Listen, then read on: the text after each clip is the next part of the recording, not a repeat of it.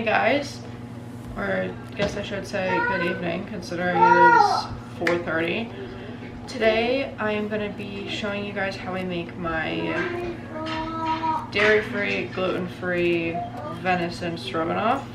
That was a mouthful, but that is how I have to make it since I'm on the anti-inflammatory diet and all we eat is venison or our home butchered pork. I'm going to start by prefacing that this is not a anti-inflammatory friendly dairy-free cream cheese. I did a grocery delivery order, and this is what they substituted my normal for. Now you can do the Better Goods cashew cream cheese. That's what I normally use. Very good ingredients. There was another one that I forget, but basically all you need in a plant-based cream cheese is cashews, water, salt, and then a coagulant, so like lemon juice, something like that. This has gums and oils and a bunch of stuff in it that you don't actually need. Hudson, go back and literally, like, it's not good for you. You shouldn't be eating it, but this is what they brought me, and this is what I have. So this is what I'm going to be using, but you don't use this. So I'm going to start by chopping up my onion and my mushroom, and then we'll move on from there.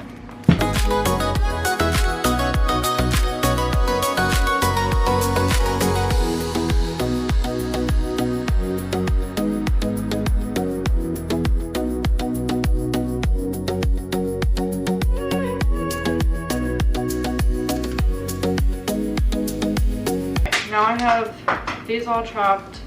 I'm gonna wash them and then get them in a skillet with some olive oil and just start sauteing them together. Okay, now we're over by my stove. So I have the onions and mushrooms in the pan sauteing.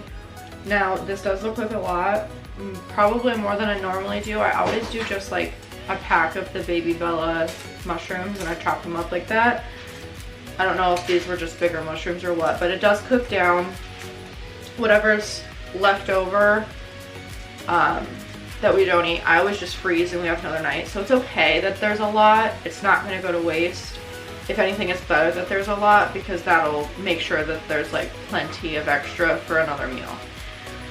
While this is going, I have my rice starting. I didn't show you guys that because I feel like making rice is pretty basic, but it's just a 1-to-2 ratio. So I do 2 cups of rice because I have a family of 6 and I always give some to the dogs, so I always make sure that there's a lot.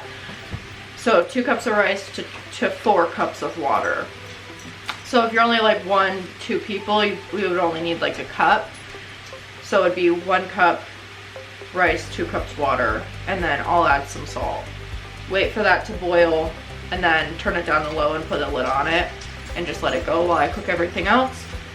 But while this goes, we're gonna go back over to the kitchen or island and cut up the venison.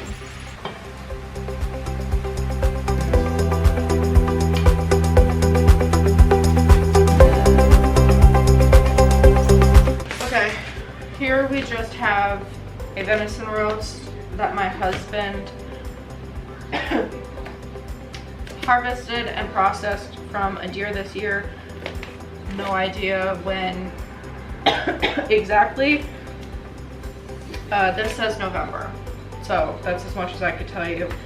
But I'm just gonna cut this up into cube-sized pieces, and I don't know if you guys can see, but there's like a little bit of white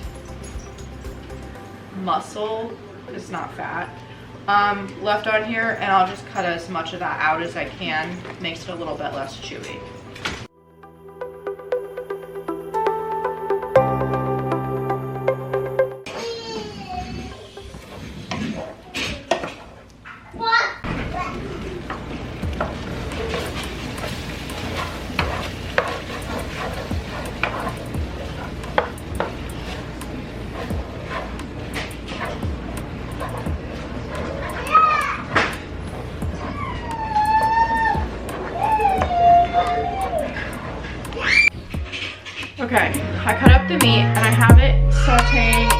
separate pan.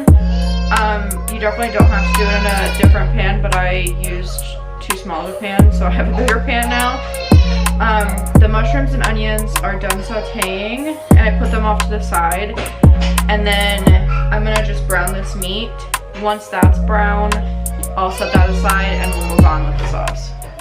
Okay, I have our entire block of cream cheese in here just melting down. And then once it's completely melted down, I'm gonna add about, what's this?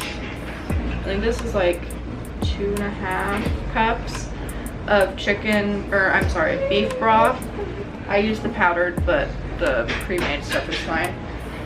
And about 1/2 cup of red cooking wine to this, and then bring it to a boil.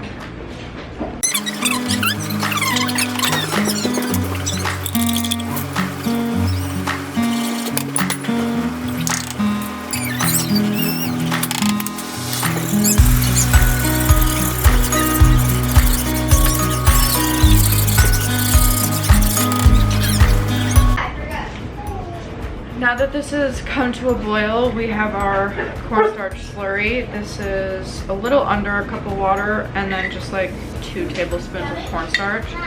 And you'll just add it to this until it thickens up.